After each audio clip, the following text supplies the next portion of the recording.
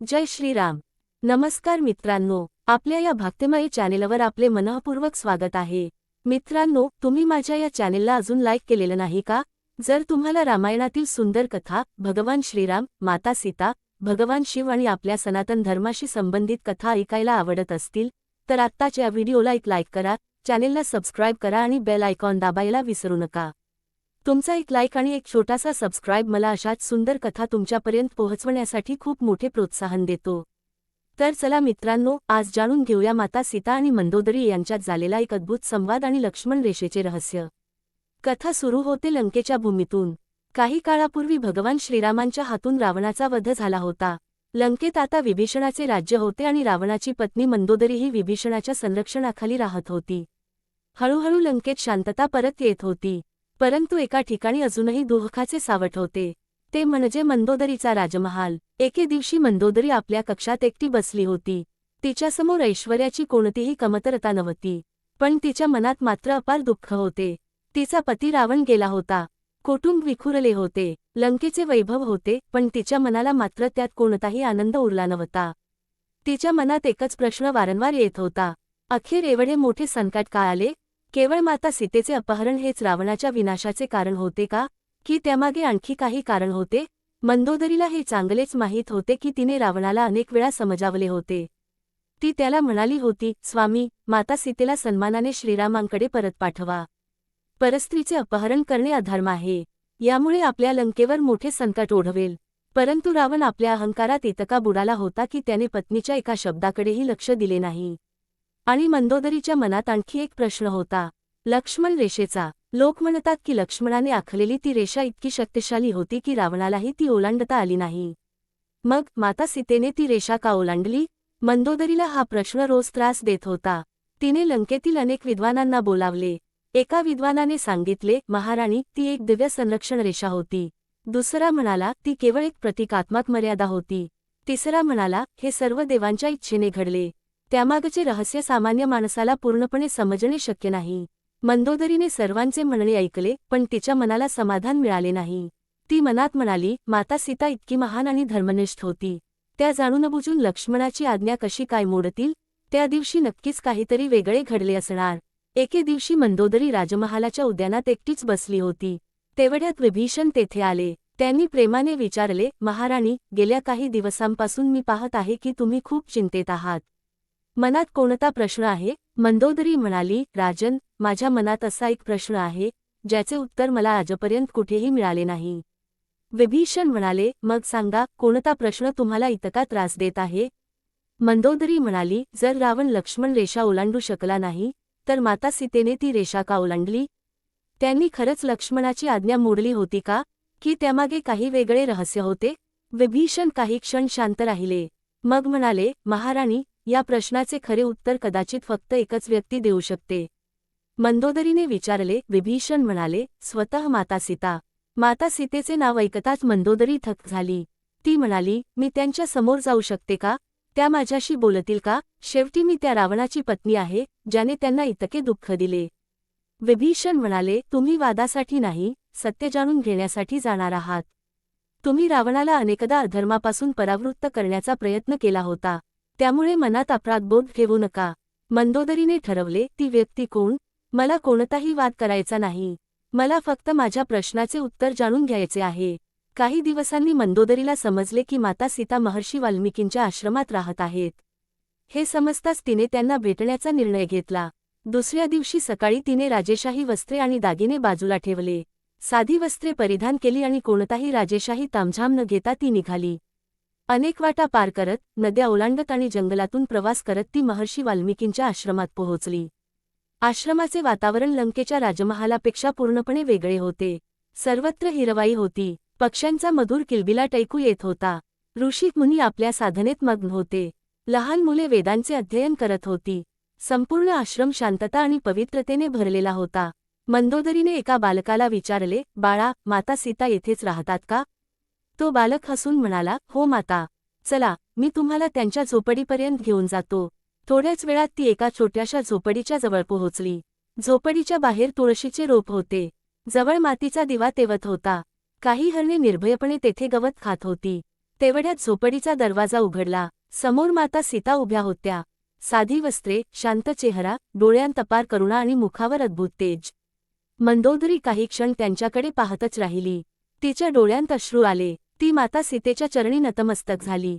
माता सीतेने तिला प्रेमाने उठवले आणि म्हणाल्या, बहिणी, असे करू नकोस. येथे येणारा प्रत्येक जीव आपलाच आहे. आधी शांत हो आणि बस. हे ऐकून मंदोदरी आणखी भावूक झाली. ती म्हणाली, देवी सीता, मी त्या रावणाची पत्नी आहे ज्याने तुम्हाला इतके दुःख दिले. तरीही तुम्ही माझ्याशी इतक्या प्रेमाने बोलत आहात. माता सीता शांतपणे म्हणाल्या, मंदोदरी, एका व्यक्तीच्या कर्मांचा भार नेहमी त्याच्या कुटुंबावर येत नाही. मला माहीत आहे की तू रावणाला अनेक वेळा सत्याचा मार्ग स्वीकारण्यास सांगितले होतेस. त्यामुळे मनात कोणताही अपराधबोध ठेवू नकोस. मंदोदरीने हात जोडले. देवी, मी इथे कोणत्याही वादासाठी आलेली नाही. माझ्या मनात अनेक वर्षांपासून एक प्रश्न आहे. माता सीता म्हणाल्या, विचार. माझ्या उत्तरामुळे तुझे मन हलके होणार असेल तर मला आनंदच होईल.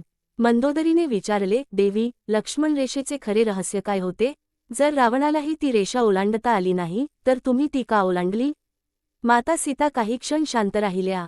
मग म्हणाल्या, मंदोदरी, या प्रश्नाचे उत्तर जाणून घ्यायचे असेल तर आपल्याला त्या दिवसाकडे परत जावे लागेल ज्या दिवशी पंचवटीच्या वनात एक अद्भुत सोनेरी मृग आला होता. राजा रुद्रप्रताप, त्यांची बहीण कल्याणी आणि राजकुमारी नंदिनी आपल्या सैन्यासह कंचनपूरच्या दिशेने निघाले. त्यांच्यासोबत तो पाखंडी जादूगारही होता. काळ्या जादूचा ताईत तुटल्यामुळे त्याची सर्व शक्ती नष्ट झाली होती आणि तो कुत्र्याच्या रूपात कैद झाला होता. कंचनपूरच्या राजधानीजवळ पोहोचताच सैनिकांनी ही बातमी संपूर्ण राज्यात पसरवली. महाराज रुद्रप्रताप जिवंत परत आले आहेत. ही बातमी ऐकताच प्रजेचा आनंद गगनात मावेनासा झाला. लोक घराबाहेर आले. रस्त्यांवर गर्दी जमली. स्त्रिया मंगलारती घेऊन उभ्या राहिल्या. लोकांनी फुले उधळली आणि सर्वत्र एकच जयघोष सुरू झाला. महाराज रुद्रप्रतापांचा विजय असो. राजा जिवंत असल्याची बातमी राजवाड्यात पोहोचली तेव्हा राणी चंचलाच्या पायाखालची जमीनच सरकली. तिला समजले की तिचा संपूर्ण कट उघड झाला आहे. ती घाबरून राजवाड्यातून पळून जाण्याचा प्रयत्न करू लागली. पण राजाच्या सैनिकांनी संपूर्ण राजवाड्याला वेढा घातला होता. काही क्षणांतच राणी चंचलाला पकडण्यात आले आणि राजदरबारात आणण्यात आले. दरबारात राजा रुद्रप्रताप सिंहासनावर बसला होता. त्याच्या एका बाजूला कल्याणी होती आणि दुसऱ्या बाजूला राजकुमारी नंदिनी. राणी चंचला थरथरत राजासमोर उभी राहिली. तिच्या डोळ्यांत अश्रू होते. ती हात जोडून म्हणाली, महाराज, मला क्षमा करा. माझ्याकडून मोठी चूक झाली. मला माझ्या कृत्याचा पश्चात्ताप होत आहे. राजा काही क्षण शांत राहिला. ज्या स्त्रीवर त्याने आयुष्यभर विश्वास ठेवला होता तिनेच त्याचा विश्वासघात केला होता. तिने केवळ आपल्या पतीचा विश्वास तोडला नव्हता तर संपूर्ण राज्याशी द्रोह केला होता.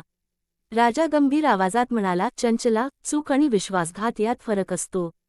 चूक नकळत होते, पण तू जे केलेस ते पूर्ण विचार करून केलेस. तू माझ्या विश्वासाचा गैरफायदा घेतलास आणि पाखंडी साधूसोबत मिळून माझ्या राज्यावर कब्जा करण्याचा प्रयत्न केलास. राणी खाली मान घालून उभी राहिली. दरबारात तिच्याविरुद्धचे सर्व पुरावे सादर करण्यात आले. कल्याणीने गुप्त कागदपत्रे राजासमोर ठेवली. सर्व पुरावे पाहिल्यानंतर राजाने राणीला तिच्या गुन्ह्यांनुसार कठोर शिक्षा देण्याचा आदेश दिला. मित्रांनो, या प्रसंगातून एक गोष्ट स्पष्ट होते. विश्वास मिळवायला अनेक वर्षे लागतात, पण तो तोडायला काही क्षण पुरेसे असतात. राणी चंचलाला तिच्या कृत्यांची शिक्षा मिळाली आणि कंचनपूर पुन्हा राजा रुद्रप्रतापच्या न्यायी राज्याखाली आले. प्रजेच्या चेहऱ्यावर पुन्हा आनंद फुलला. राजाने सर्वप्रथम प्रजेची माफी मागितली. माझ्या अनुपस्थितीत तुम्हाला जे काही सहन करावे लागले त्याबद्दल मला दुःख आहे. आता या राज्यात पुन्हा अन्याय होणार नाही. संपूर्ण प्रजेने महाराजांचा जय जयकार केला. राजकुमारी नंदिनीनेही या संपूर्ण संघर्षात मोठी भूमिका बजावली होती. तिने राजाला आणि कल्याणीला सत्य समोर आणण्यासाठी साथ दिली होती. राजा रुद्रप्रतापने तिच्या धैर्याचे कौतुक केले. काही काळानंतर कंचनपूर आणि राजपूर या दोन्ही राज्यांमध्ये मैत्रीचे संबंध निर्माण झाले. राज्यात पुन्हा सुख, शांती आणि समृद्धी नांदू लागली. आता भगवान शिवांनी माता पार्वतीकडे पाहिले आणि म्हणाले, देवी, आता तुम्हाला समजले का की त्या कुत्र्याला लोक का हाकलत होते? माता पार्वती शांतपणे भगवान शिवांचे बोलणे ऐकत होत्या. भगवान शिव पुढे म्हणाले, देवी, त्या कुत्र्याच्या रूपात असलेला तो पाखंडी जादूगार आपल्या कर्मांचे फळ भोगत होता. त्याने ज्या प्रकारे इतरांना फसवले त्याच प्रकारे त्याचेही पतन झाले. म्हणूनच जीवनात करुणा आणि दया या चांगल्या गुणांचा वापर विवेकाने केला पाहिजे. माता पार्वती म्हणाल्या, प्रभू, मग मला सांगा, कोणत्या प्रकारच्या लोकांपासून माणसाने सावध राहावे? भगवान शिव म्हणाले, देवी, मी तुम्हाला 5 प्रकारच्या लोकांविषयी सांगतो. याचा अर्थ असा नाही की कोणावरही अन्याय करावा किंवा हिंसा करावी, परंतु अशा लोकांच्या चुकीच्या वर्तनाला प्रोत्साहन देऊ नये आणि स्वतःचे संरक्षण व कायद्याचा मार्ग सोडू नये. पहिला प्रकार, सवयीचे गुन्हेगार आणि हिंसक प्रवृत्तीचे लोक. जे लोक वारंवार चोरी, फसवणूक, हिंसा किंवा इतर गंभीर गुन्हे करतात आणि आपली चूक सुधारण्याची इच्छा ठेवत नाहीत, त्यांच्यापासून सावध राहावे. अशा व्यक्तीला अंधपणे विश्वास देणे धोकादायक ठरू शकते. त्याच्यावर दया करण्याऐवजी त्याला कायद्याच्या मार्गाने शिक्षा मिळणे आणि योग्य ती सुधारणा होणे महत्त्वाचे आहे. दुसरा प्रकार, फसवणूक करणारे आणि क्रूर लोक. काही लोक आपल्याकडून मदत घेतात, आपला विश्वास मिळवतात आणि संधी मिळताच आपलेच नुकसान करतात. अशा व्यक्तींवर पुन्हा पुन्हा विश्वास ठेवणे शहाणपणाचे नाही. मदत करणे चांगले आहे, पण मदत करताना विवेकही आवश्यक आहे. तिसरा प्रकार, दगाबाज आणि संधीसाधू लोक. हे लोक समोरून गोड बोलतात आणि मित्र असल्याचे भासवतात, पण मागून तुमच्याविरुद्ध कट रचू शकतात. अशा व्यक्तींना आपल्या वैयक्तिक गोष्टी, गुपिते किंवा महत्त्वाची माहिती सांगताना काळजी घ्यावी. कारण खरा मित्र तुमच्या अडचणीच्या काळात तुमच्या पाठीशी उभा राहतो, तर स्वार्थी माणूस फक्त स्वतःचा फायदा पाहतो. चौथा प्रकार, दुष्ट आणि भ्रष्ट प्रवृत्तीचे लोक. जे सतत इतरांचे नुकसान करण्याचा प्रयत्न करतात, कमजोर व्यक्तींवर अत्याचार करतात, समाजात भांडणे निर्माण करतात आणि चुकीच्या मार्गाने इतरांना त्रास देतात, त्यांच्यापासून अंतर ठेवणे योग्य आहे. त्यांच्या चुकीकडे दुर्लक्ष केल्यास त्यांचे धाडस वाढू शकते. म्हणून अशा व्यक्तींविरुद्ध योग्य वेळी आवाज उठवणे आणि कायदेशीर मार्गाचा अवलंब करणे आवश्यक आहे. पाचवा प्रकार, अहंकारी आणि सतत नुकसान करण्याचा प्रयत्न करणारे शत्रुत्वपूर्ण लोक. जो व्यक्ती सतत तुमचे नुकसान करण्याचा प्रयत्न करतो, तुमच्या प्रगतीत अडथळे निर्माण करतो आणि वारंवार तुमच्याविरुद्ध कट रचतो, त्याच्याशी वागताना सावध राहणे आवश्यक आहे. अशा व्यक्तीसमोर अंधविश्वास किंवा निष्काळजीपणा दाखवू नका. त्याच्याशी वैर वाढवण्याऐवजी योग्य अंतर ठेवा, स्वतःचे संरक्षण करा आणि गरज असल्यास कायदेशीर मदत घ्या. भगवान शिव माता पार्वतींना म्हणाले, देवी, करुणा हा मनुष्याचा मोठा गुण आहे, परंतु करुणेसोबत विवेक असणेही तितकेच आवश्यक आहे. सज्जन आणि चांगल्या मनाच्या व्यक्तीला मदत करणे हे पुण्य आहे, पण एखाद्या दुष्ट व्यक्तीच्या चुकीला माफ करून पुन्हा पुन्हा त्याला आपले नुकसान करण्याची संधी देणे ही करुणा नसून अविवेक आहे. माता पार्वतींनी भगवान शिवांचे शब्द ऐकून मान हलवली. त्यांना या संपूर्ण कथेतून एक मोठा जीवनधडा मिळाला. दया करा, पण विवेकाने. मदत करा, पण स्वतःचे नुकसान करून नाही. विश्वास ठेवा, पण डोळे बंद करून नाही. आणि अन्याय सहन करू नका. योग्य मार्गाने त्याचा सामना करा. भगवान शिव पुढे म्हणाले, देवी, मनुष्याने आपल्या कर्मांची नेहमी काळजी घ्यावी, कारण कर्माचे फळ कोणालाही चुकत नाही. ज्याने इतरांना फसवले, त्याला एक दिवस फसवणुकीचे फळ मिळते. ज्याने इतरांना दुःख दिले, त्याला आपल्या कर्मांचा परिणाम भोगावा लागतो. आणि जो सत्य, धर्म, दया आणि न्यायाच्या मार्गावर चालतो, त्याला संकटे आली तरी शेवटी विजय मिळतो. मित्रांनो, या कथेचा सर्वात मोठा संदेश हाच आहे. वाईट व्यक्तीचा द्वेष करण्यापेक्षा तिच्या चुकीच्या कृत्यांपासून स्वतःचे संरक्षण करा. दया करा, पण अंध दया करू नका. विश्वास ठेवा, पण विवेक सोडू नका. आणि सर्वात महत्त्वाचे म्हणजे सत्य कितीही संकटात सापडले तरी शेवटी विजय सत्याचाच होतो. जर तुम्हाला ही कथा आवडली असेल तर कमेंटमध्ये ओम नमः शिवाय नक्की लिहा. व्हिडिओ आवडला असेल तर लाईक करा. आपल्या परिवारातील आणि मित्रपरिवारातील लोकांसोबत हा व्हिडिओ नक्की शेअर करा.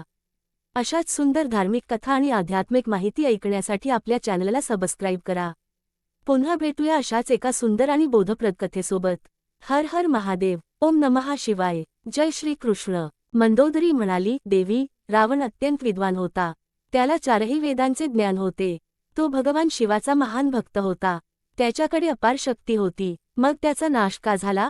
माता सीता म्हणाल्या, मंदोदरी, ज्ञान असणे आणि त्या ज्ञानाचा योग्य उपयोग करणे यात फरक आहे. रावणाकडे ज्ञान होते, शक्ती होती, वैभव होते, भक्ती होती, पण त्याने हे सर्व धर्मासाठी वापरले नाही. त्याने आपल्या अहंकारासाठी वापरले, आणि अहंकार हीच त्याच्या पतनाची सुरुवात होती.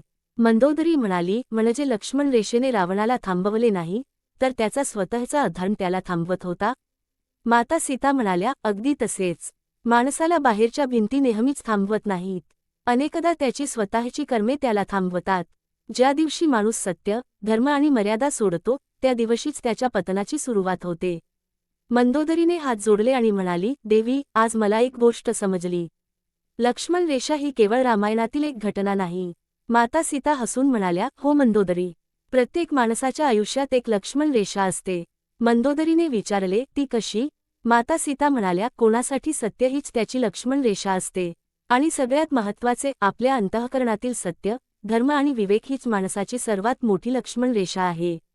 फक्त बाहेर मर्यादा आखणे पुरेसे नाही. आपल्या अंतःकरणातही मर्यादा जिवंत असली पाहिजे.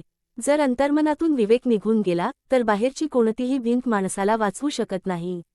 आणि जर अंतर्मनात धर्म जागृत असेल तर कितीही कठीण परिस्थिती आली तरी माणूस योग्य मार्ग शोधू शकतो. मंदोदरीच्या डोळ्यांतून अश्रू वाहत होते. ती म्हणाली, देवी सीता, मी आज इथे केवळ एका प्रश्नाचे उत्तर घेण्यासाठी आले होते. पण परत जाताना माझ्यासोबत माझ्या संपूर्ण आयुष्याचे उत्तर घेऊन जात आहे. माता सीता शांतपणे हसल्या. मंदोदरी पुढे म्हणाली, आज मला समजले की रावणाचा नाश केवळ एका चुकीमुळे झाला नाही. त्याचा पतन खूप आधीपासून सुरू झाला होता. जेव्हा त्याने अहंकाराला सत्यापेक्षा मोठे मानले, जेव्हा त्याने परस्त्रीचा सन्मान केला नाही, जेव्हा त्याने साधूचे रूप घेऊन फसवणूक केली, आणि जेव्हा त्याने आपल्या ज्ञानाचा उपयोग धर्मासाठी न करता अहंकारासाठी केला. माता सीता म्हणाल्या, मंदोदरी, माणूस कितीही शक्तिशाली असला, कितीही विद्वान असला, कितीही वैभवशाली असला, तरी जर त्याच्या अंतःकरणातून धर्म निघून गेला तर त्याचे पतन निश्चित आहे. मंदोदरीने माता सीतेच्या चरणी पुन्हा नमस्कार केला. ती म्हणाली, देवी, आज मी लंकेत परत जाऊन लोकांना सांगणार आहे की लक्ष्मण रेषा केवळ मातीवर आखलेली रेषा नाही. ती आपल्या विचारांत असते, आपल्या निर्णयांत असते, आपल्या स्वभावात असते, आपल्या कर्मांत असते. घराचे रक्षण फक्त भिंती करत नाहीत. घराचा विश्वास घराचे रक्षण करतो. समाजाचे रक्षण केवळ कायदे करत नाहीत. लोकांचा स्वभाव आणि संस्कारही समाजाचे रक्षण करतात. आणि जीवनाचे रक्षण केवळ नशीब करत नाही. धर्म, विवेक आणि मर्यादाही जीवनाला योग्य दिशा देतात. मंदोदरीने शेवटचा प्रणाम केला आणि शांत मनाने तेथून निघाली. मित्रांनो, या कथेतून आपल्याला एक अतिशय सुंदर संदेश मिळतो. आपल्या आयुष्यात कितीही संकटे आली तरी दया सोडू नका, पण विवेकही सोडू नका. विश्वास ठेवा, पण डोळे मिटून विश्वास ठेवू नका. चांगले बना, पण सावधही राहा. आणि सर्वात महत्त्वाचे, अहंकाराला कधीही आपल्या जीवनावर राज्य करू देऊ नका. रावण जितका शक्तिशाली होता तितकाच तो अहंकारी होता, म्हणून त्याचा अंत झाला. श्रीराम जितके सामर्थ्यवान होते तितकेच ते विनम्र होते, म्हणूनच आज संपूर्ण जग त्यांना मर्यादा पुरुषोत्तम श्रीराम म्हणून स्मरण करते. मित्रांनो, प्रत्येक युगात रावणाचे रूप बदलते, पण त्याला पराभूत करणारी लक्ष्मण रेषा आजही तीच आहे. सत्य, धर्म, विवेक, दया आणि मर्यादा. ज्यांच्या जीवनात हे गुण असतात त्यांचे जीवन अधिक सुंदर आणि अर्थपूर्ण बनते. मित्रांनो, तुम्हाला माता सीता आणि मंदोदरी यांच्यातील हा प्रसंग कसा वाटला ते कमेंटमध्ये नक्की सांगा. जय श्रीराम असे कमेंटमध्ये नक्की लिहा. व्हिडिओ आवडला असेल तर लाईक करा, आपल्या जवळच्या व्यक्तींना शेअर करा आणि अशाच भक्तिमय कथा ऐकण्यासाठी आपल्या चॅनेलला सबस्क्राईब करा. पुन्हा भेटूया अशाच एका सुंदर आणि बोधप्रद कथेसह. जय श्रीराम.